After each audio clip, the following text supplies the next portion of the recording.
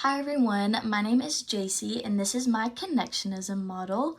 So I just want to start off by saying that it seems like a lot of people in the class are more techie than me. So I just hand wrote and hand drew my connectionism model on a piece of notebook paper, but props to everyone who had the fancy models with all the colors. I loved them. So anyway, the reason that I chose to do this specific connectionism model, for one, is because I really enjoyed taking phonetics and I liked how this model had the phonemes in it.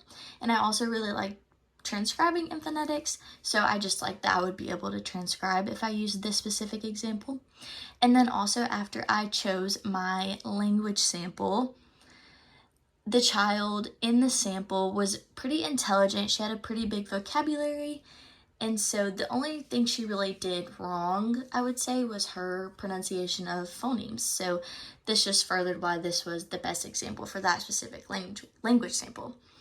So in the sample, the child was asked, "What did you do for Nikki?" So this is our auditory input. Here, let me point to it, auditory input. And then we go up into our hidden units, so her thinking, and then we get to the concept representation.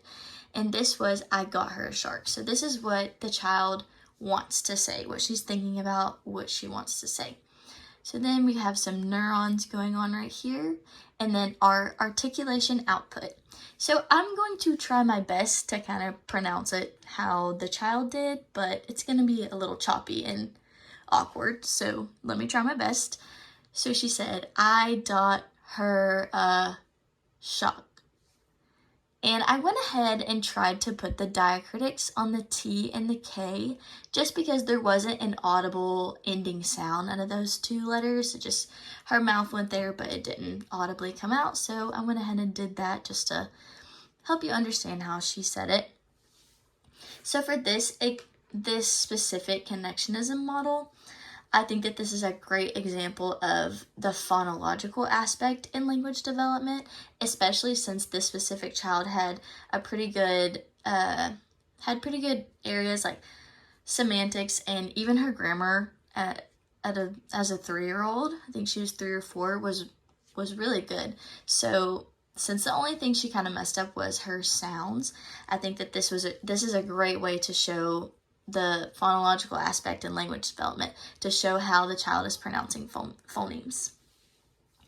And I also think that this model would be really good for language learning because it shows in SLP exactly what the child's asked, exactly what the child is thinking, and then exactly how the child says it, how the thoughts turn into the words. And then with this, you can see exactly which sounds are being pronounced incorrectly, how they're pronouncing them. The added diacritics help to see like what the child's doing wrong. And I think this really would help the SLP to understand what they need to do in terms of exercises or practicing what the child needs to work on to speak, to pronounce these phonemes correctly. And it's just really a better way to distinguish sounds for the child. So yeah, that is my connectionism model. Thank you everyone for listening and have a great day.